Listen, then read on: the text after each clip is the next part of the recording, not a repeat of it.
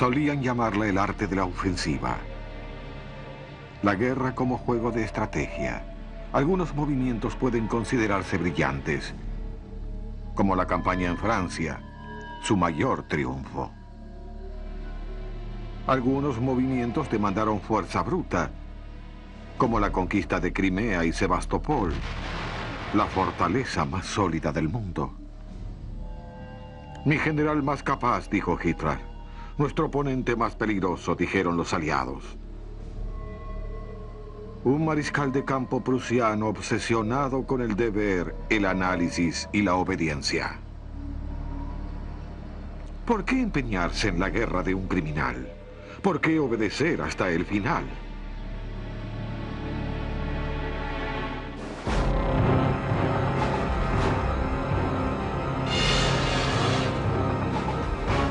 Los guerreros de Hitler. Manstein. El estratega.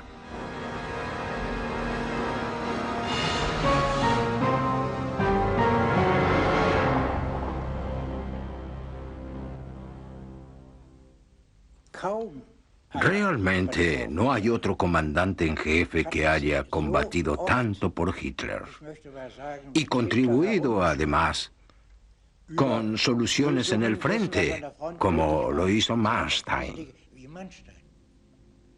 La batalla de los argumentos. Dos socios desiguales frente al tablero. El comandante descansa en su poder y el estratega en su destreza. Para él, Hitler seguía siendo el ignorante cabo primero que luchó en la Primera Guerra Mundial y que se creía sabio y experimentado. Consideró un duro golpe que este hombre estuviera a cargo del destino militar de Alemania. Manstein creyó que servía a Alemania al empeñarse en la guerra de Hitler y al prolongarla. Él no quiso ver los crímenes. Cuando pudo ver que la guerra estaba perdida y estuvo al tanto de los horribles crímenes cometidos, supo que alguien debía estar preparado para cambiar la situación. Si esto significaba destruir al líder, debía hacerse. Nunca estuvo preparado para hacerlo. La personificación de la esperanza para la resistencia fue prisionera de su obediencia. Manstein no era nazi, en absoluto. Había diferencias irreconciliables entre Hitler y Manstein de ambas partes. Pero en la tradición con que fue educado, sintió que debía cumplir su deber. Podemos condenarlo por sus errores o ver su comportamiento como resultado de una tradición en un contexto histórico. Él perteneció a una generación de generales educados en la tradición de un imperio de 1000 años.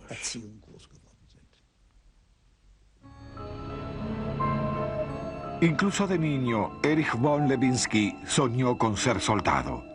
Era mi patrimonio, dijo. Fue adoptado por los von Manstein y fue criado en la tradición de los cuerpos de oficiales prusianos. Al igual que sus antepasados, deseaba servir al emperador y a la patria. Comenzó su vida de soldado en la escuela de cadetes Lichterfeld de Berlín. Su entrenamiento se basó en los principios de obediencia, camaradería y deber.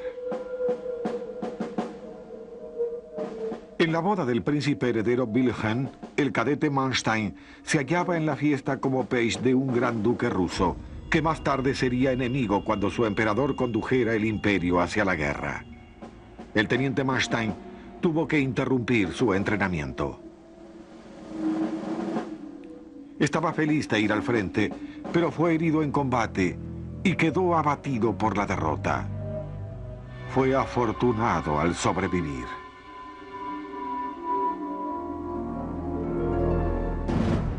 República. Para Manstein, la palabra significaba caos. Fue empleado por el nuevo Reichswehr, uno de los 100.000 hombres que soñaban con una nueva fuerza y que despreciaban la democracia, aunque se consideraban apolíticos. Cuando nos unimos al Reichswehr, lo que yo hice en 1926, aceptamos la obligación de ser apolíticos y no teníamos el derecho a votar. Sekt nos educó para ser apolíticos. Eso quizá haya sido un error. O un autoengaño. Rechazar la política es también una postura política. Las riñas del partido en el Reichstag me disgustan, dijo Manstein. Él no era un demócrata comprometido, pero indudablemente fue leal a cualquier gobierno mientras fuera legítimo. El nuevo gobierno era técnicamente legítimo y, como Manstein, contrario a los demócratas. Destruyeron todo lo que podían destruir. Se ocuparon de ello durante 40 años. Durante ese tiempo, nadie los perturbó. La llegada de Hitler al poder no era mala según los ojos de Manstein. Él aborrecía las multitudes de camisas marrones, aunque deseaba un ejército fuerte. Pero cuando ya no se permitió que los judíos sirvieran, solo un hombre protestó. Él intervino en favor de un joven oficial, un teniente von Schmeling, del cual yo fui supervisor mientras era alférez. Pensé mucho en él. Manstein intervino en favor de él por sobre la ley aria. Lo hizo con determinación y llegó tan alto como hasta Beck. Su primer desacuerdo con los altos mandos. Escribió a su superior: Aceptamos incondicionalmente que las ideas sobre raza y nacionalsocialismo son incuestionables, pero no debe olvidarse del honor de un soldado. ¿Es esta una forma de resistencia? La protesta fracasó. Él se halla más cerca del presidente del Reich que de Hitler, pero después de la muerte de Hindenburg, el ex cabo primero gobierna solo. Ya le ha quitado el poder a la SA. Ahora el ejército le jura lealtad personalmente. Manstein sirve al Führer como alguna vez lo hizo con el emperador, incondicionalmente, con lealtad, pero como parte de una jugada en su carrera. Hitler necesita expertos para sus guerras. Hombres como Manstein se consideran brillantes estrategas. Recibe un ascenso cuando comienza el rearme. El mayor general no es muy popular entre los otros oficiales. Él asume saber más y generalmente tiene razón. Un hombre con futuro, ambicioso, un nuevo Moltke. En Berlín ya se ve como el jefe de Estado Mayor, casa propia, auto, futuro dorado. Solo un escándalo podría detener su veloz ascenso. Werner von Fritsch, el comandante en jefe del ejército, fue acusado falsamente de actos homosexuales y le dieron de baja. Su colega más cercano se fue con él, Erich von Manstein. La caída de un ídolo fue una conmoción. La caída de Fritsch, a quien él adoraba y cuya foto permaneció en su escritorio hasta el final, lo puso fuera de sí. Sin decirnos, hizo algo que nos convirtió en miserables. Vendió nuestra adorada casa en Berlín y dijo que nunca más regresaría a esa ciudad. Su carrera se detuvo. No se convirtió en jefe del Estado Mayor, sino en comandante de división en Linitz, provincia de Silesia. Era oficialmente un ascenso, pero en los hechos lo colocaron en el congelador. Era difícil prescindir de un especialista como él, sin embargo. Marzo de 1938, la Wehrmacht marcha sobre Austria. Manstein había desarrollado los planes. Entrada por los Sudetes, como jefe del ejército contribuyó al triunfo de Hitler. La invasión de Polonia fue un salto hacia adelante en la carrera de Manstein, jefe de un grupo de ejércitos. La Blitzkrieg, guerra relámpago, también fue un logro suyo. Durante el desfile por la victoria en Varsovia se ubicó delante de Hitler en la primera fila.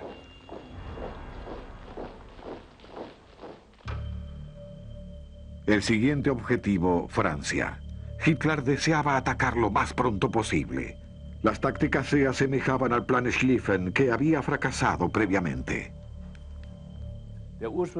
El plan original de batalla exigía que el ejército alemán avanzara con un poderoso flanco derecho, como hicieron en 1914, a través de Holanda y de Bélgica.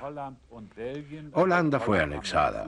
El ejército debía avanzar hasta la llanura francesa en el norte y luego dirigirse a París. Pero Hitler no estaba conforme con las estrategias de sus generales.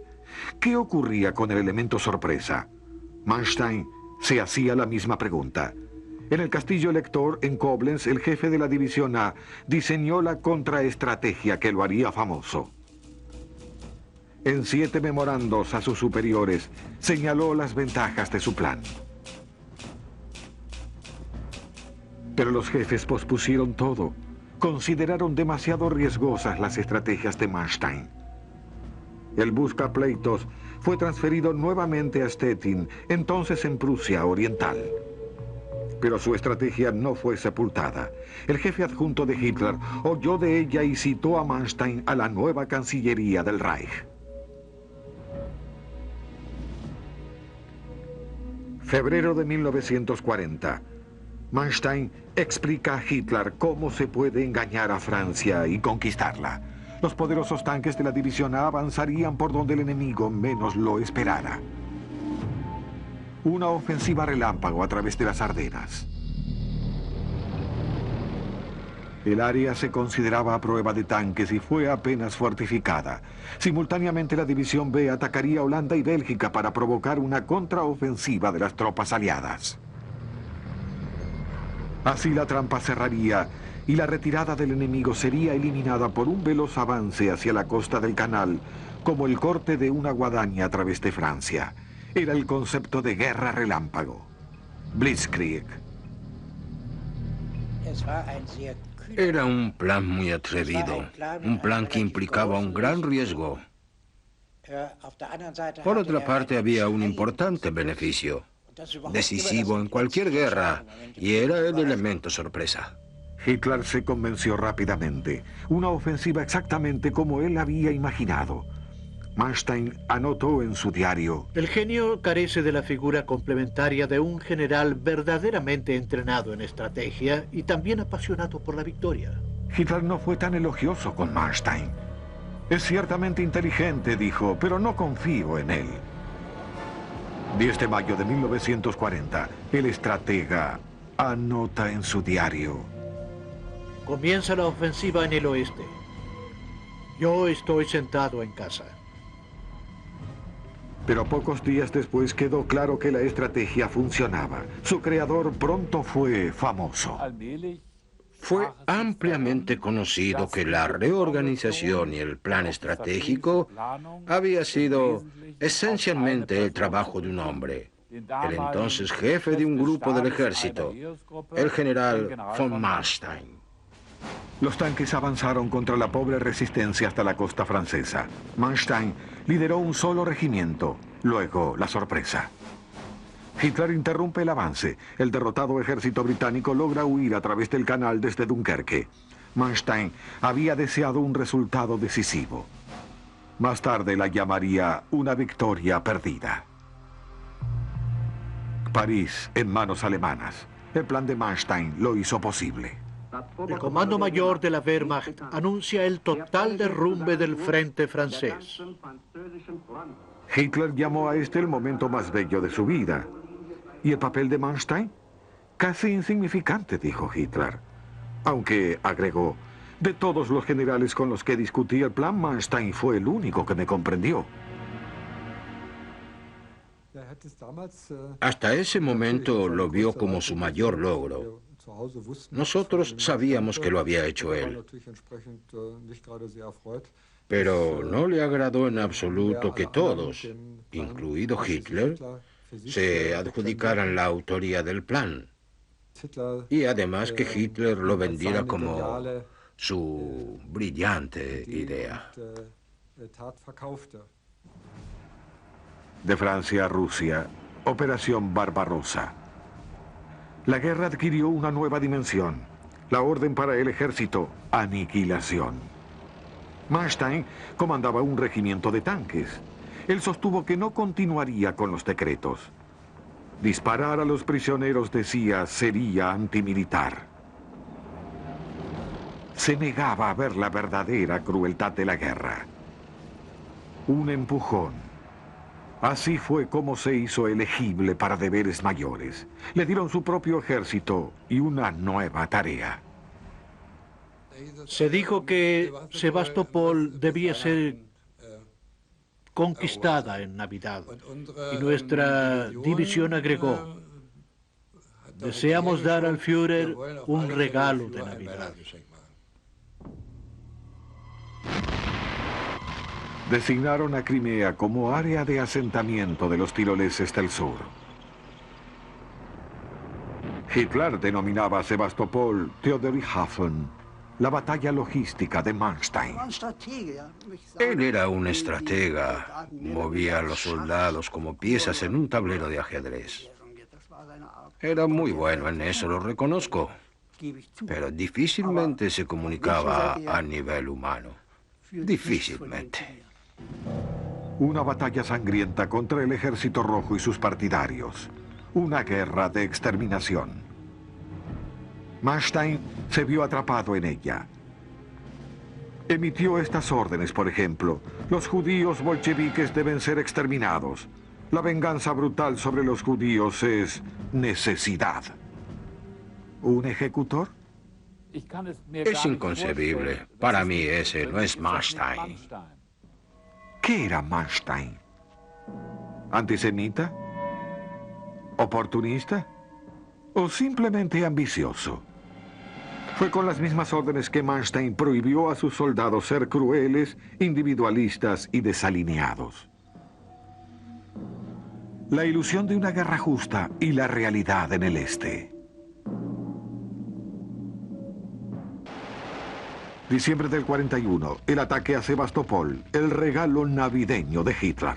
Manstein intentó tomar la fortaleza en 11 días. El primer ataque fue un desastre. Nuestro batallón fue reducido a 24 hombres. No quedaron oficiales, ni siquiera sargentos. Éramos conducidos por un cabo. Las órdenes eran continuar atacando. Y cuando pienso en las pilas de cadáveres, debo decir nuevamente que fue un criminal. Crimea era escenario de guerra y de muerte.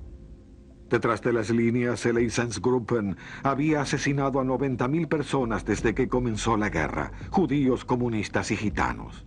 Manstein dijo ignorarlo. Según mi conocimiento,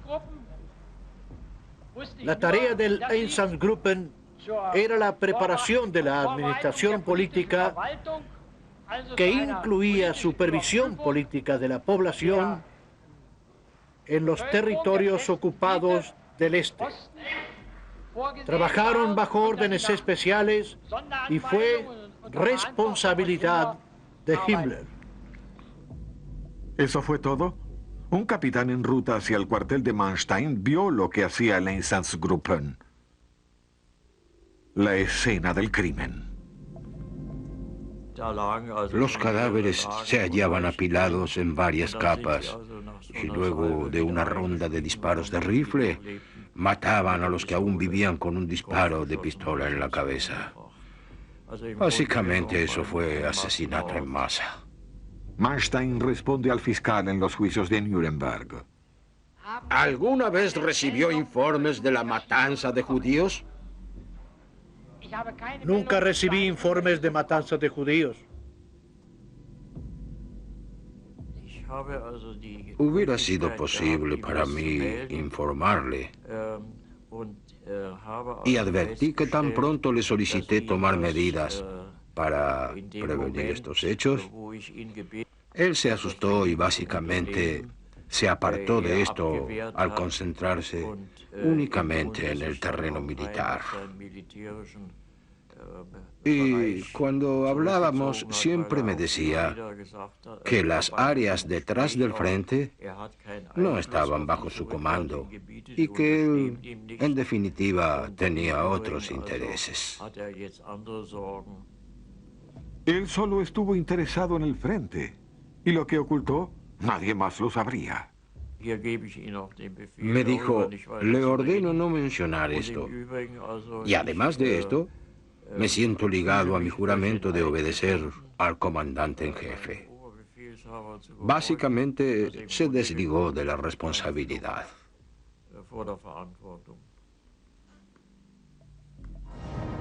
Mayo del 42. Segundo asalto a Sebastopol. Antes de la invasión, la fortaleza fue quebrada por un cañón montado en rieles llamado Dora.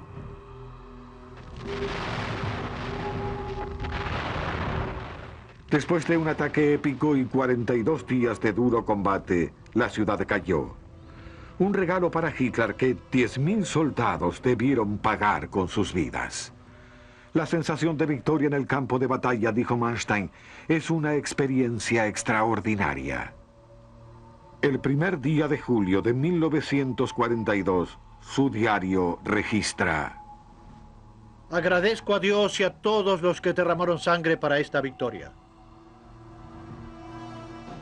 El culto a la victoria. Hitler imprimió una nueva medalla, el escudo de Crimea, y otorgó a Manstein el bastón de mariscal por habérselo ganado. Actualmente la familia guarda la reliquia en lugar seguro. No sé si cumplí mi ambición, escribió a su esposa.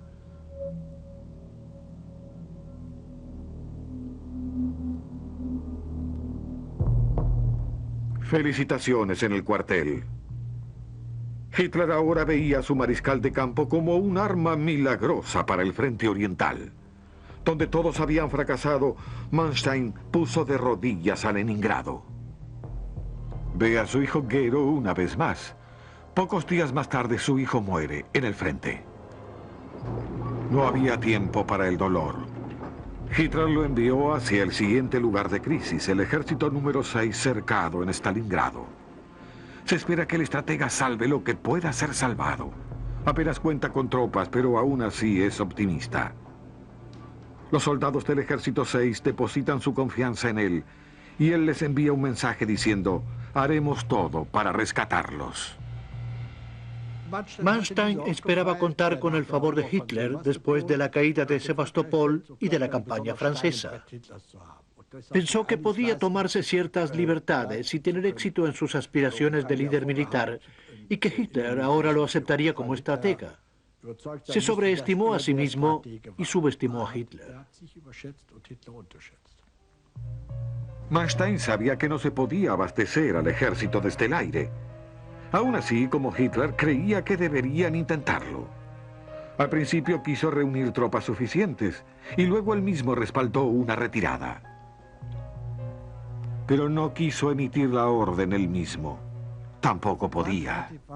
La directiva de Hitler a Manstein fue que sería responsable de asegurar la posición y no retirarse. Manstein urgió a los comandantes para autorizar la retirada. Hitler exigió que resistieran a cualquier precio. Soñaba con los campos de petróleo en el Cáucaso y con un golpe de Manstein en la India. Pero Manstein dijo que el destino del ejército 6 estaba sellado. Había que escapar de inmediato. 26 de noviembre de 1942, Manstein escribe en su diario: rechazado por el Führer.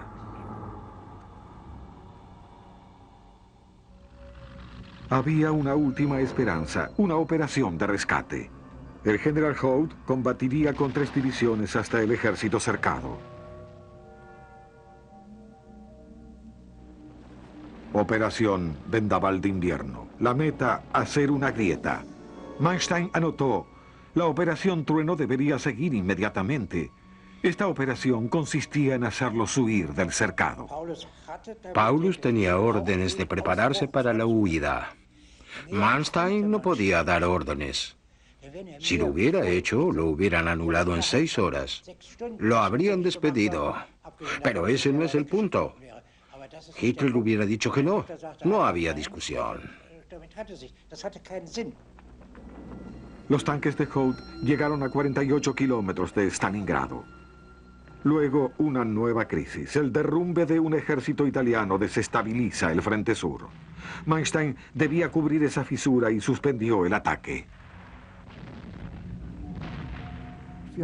Nos sentimos completamente abatidos porque habíamos fracasado. Y nuestra rabia y nuestro odio estaba dirigido a Hitler. Ya no había esperanzas para el ejército acorralado. Manstein colocó un frente valiente. Me dijo, la situación es difícil, pero no irremediable. Fueron sus palabras. El 3 de enero, oficiales como Bismarck sobrevolaban aún el ejército cercado. Oyó por casualidad cuando Manstein telefoneaba al Comando Superior en Berlín. Decía abiertamente que un cabo de la Primera Guerra Mundial no debía guiarse por la experiencia de Verdún. Lo que los hombres están resistiendo aquí es considerablemente peor. Se acerca a los límites de la fuerza humana. Se esperaba que el ejército número 6 bloqueara a las tropas rusas sin rendirse. Un capitán del ejército describió la tragedia a Manstein. Cuando finalicé mi relato me dijo, Berl, si te reúnes con el Führer, cuéntale tal cual es, debes impresionarlo. Así lo espero, pero dudo que lo logre. Manstein creyó haber hecho lo mejor para el ejército 6. Los hombres atrapados lo veían de otro modo. Su debilidad era que no tomaba una postura fuerte contra Hitler. Uno puede renunciar o aceptar la sentencia de muerte si estás totalmente convencido, y él lo estaba, de que era un error mantener el ejército en Stalingrado.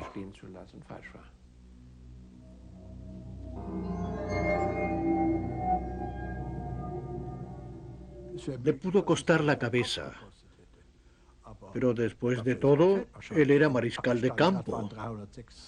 Más de 300.000 soldados fueron a Stalingrado. 6.000 regresaron después de haber sido prisioneros. Él debía saberlo. Debía haberlo visto. Para otros, las muertes en Stalingrado significaban más que una batalla perdida. Para hombres como el conde Klaus Schenk von Stauffenberg, el golpe de Estado era más urgente que nunca.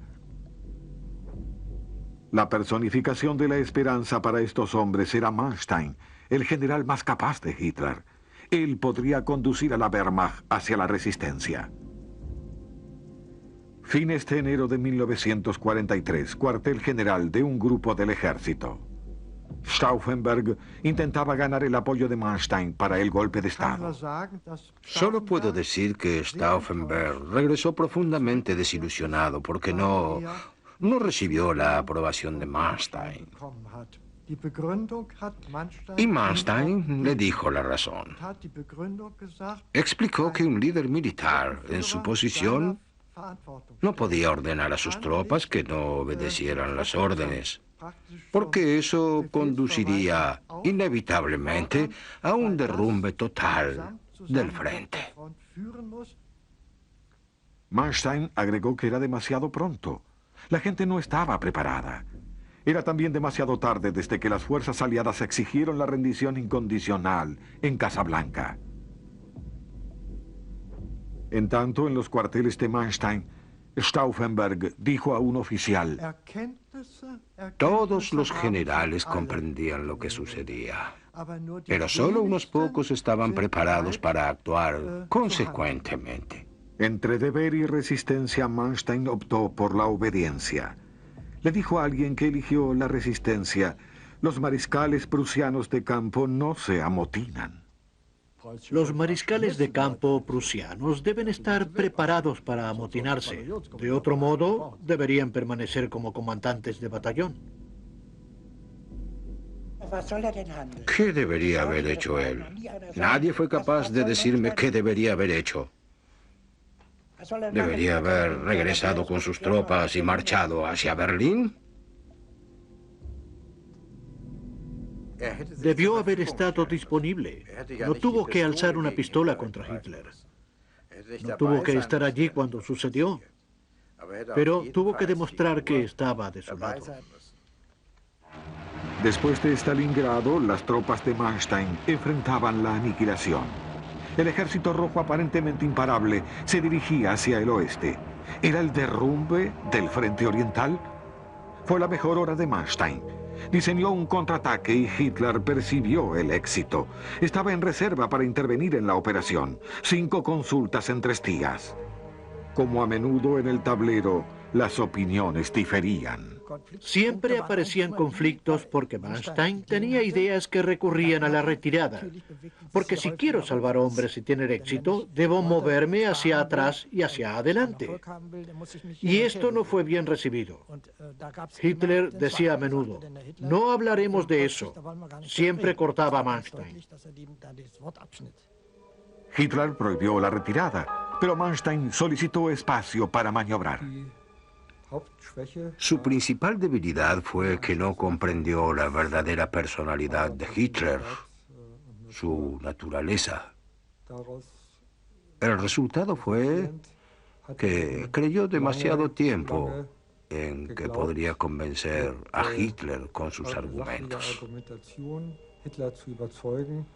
Creyó que sus fuertes convicciones influirían incluso en Hitler. Y eso fue indudablemente un gran error.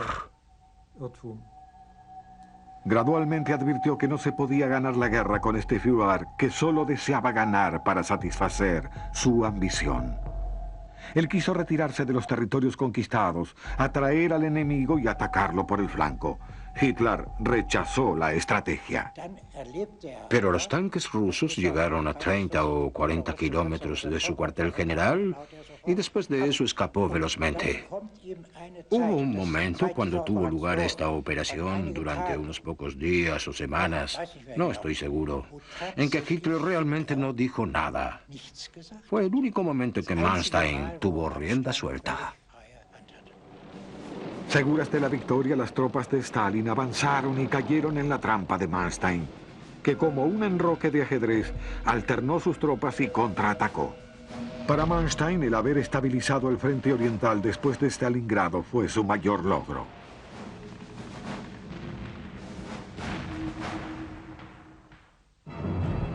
El éxito fortaleció una creencia fatal, que la guerra estaba lejos de perderse. Él estuvo un poco optimista. No quiero creer que él estuviera convencido de que todo era un completo fracaso. Con la actitud que tenía, creía que con determinación y con una intervención en el momento preciso, aún se podía lograr un empate, como por arte de magia. Eso era una ilusión con o sin Hitler. Él nunca volvería a dar carta blanca a Manstein. Era su guerra y él decidía la estrategia. Manstein obedeció. Hitler planeó debilitar al ejército de Stalin en una gran batalla de tanques. Cambiaron la fecha del ataque una y otra vez. Se sentía enojado y decía durante las conversaciones que cada día de retraso disminuía la probabilidad de éxito. El mariscal de campo debió aguardar a que Hitler organizara su mente. Envió a Manstein a Bucarest, una estratagema para engañar al enemigo. Deseaban que Stalin se sintiera a salvo, mientras el ejército alemán se reagrupaba. Julio de 1943, la batalla de tanques en Kursk comenzó retrasada. El grupo de Manstein dio la arremetida principal. Él estaba seguro de la victoria. Pero los soviéticos aguardaban. La operación Citadel fracasó. ¿Fue un error de Manstein? Él falló en señalar el riesgo total de la operación, que aumentaba día a día. Tenemos la impresión de que habría funcionado de realizarse como decía Manstein. Estoy seguro de que así hubiera sucedido. Del optimismo al amargo final. Hacía mucho que se había perdido la guerra, pero Manstein, el ajedrecista, esperaba aún lograr un empate. Rommel llamó a Manstein un hombre de ilusiones porque creyó que Hitler le entregaría el mando del frente oriental. Con la ayuda del mariscal Kluge intentó convencer a Hitler. Antes de que pudieran decir algo, Hitler dijo: caballeros, sé exactamente lo que desean de mí. No hablaré de ello. Mariscal de campo, explíqueme la situación de su grupo. La situación era precaria. Todo el frente oriental estaba en retirada. Hitler permanecía obstinado. Entre el cabo primero y el mariscal de campo, la atmósfera era difícil. Él realmente libró su propia guerra contra Hitler. En cualquier decisión importante debía considerar la reacción del Führer. Este era un frente en sí mismo. Hitler no quiso saber sobre las grandes pérdidas.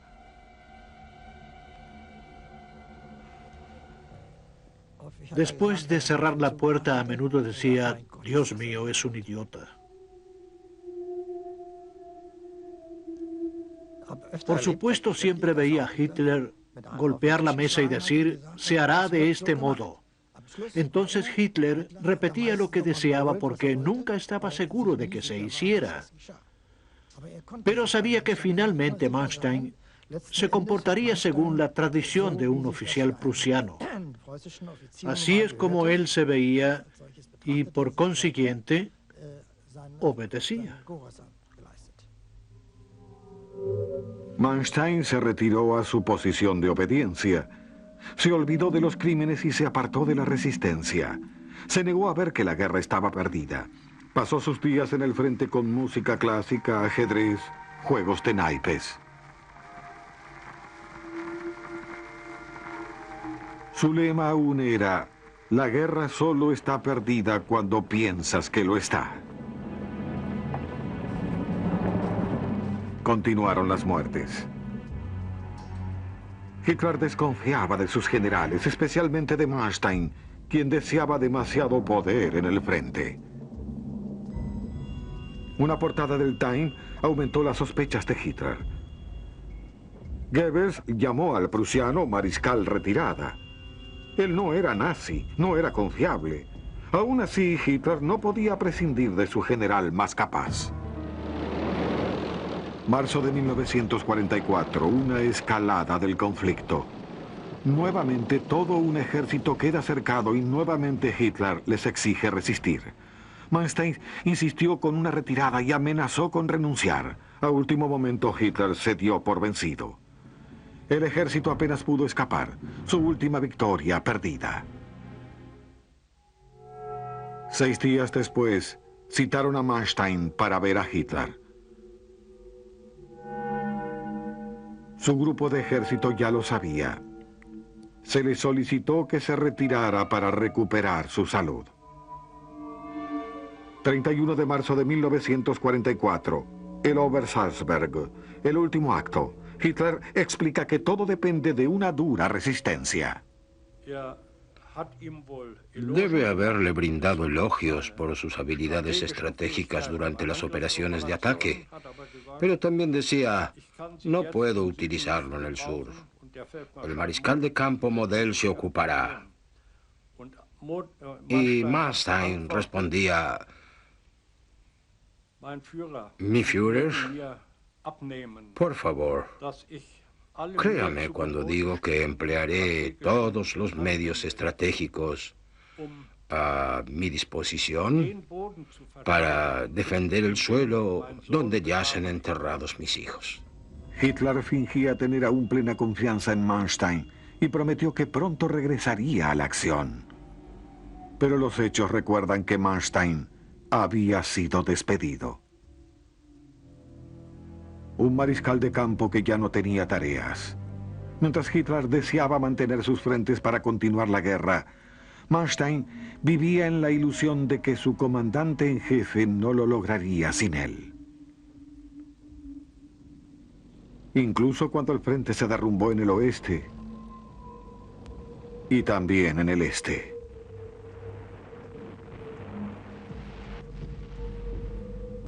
Se dirigió al comando superior del ejército en Sachsen, esperando conducir al menos un batallón, pero ya no lo deseaban. Finalmente, el mariscal de campo fue llevado a prisión como criminal de guerra. En Hamburgo, 1949, Manstein fue el último general en enfrentar la corte militar británica. Los cargos, crímenes cometidos en Polonia y en la Unión Soviética. Él no se sintió culpable. Le preocupaba más que su propio destino.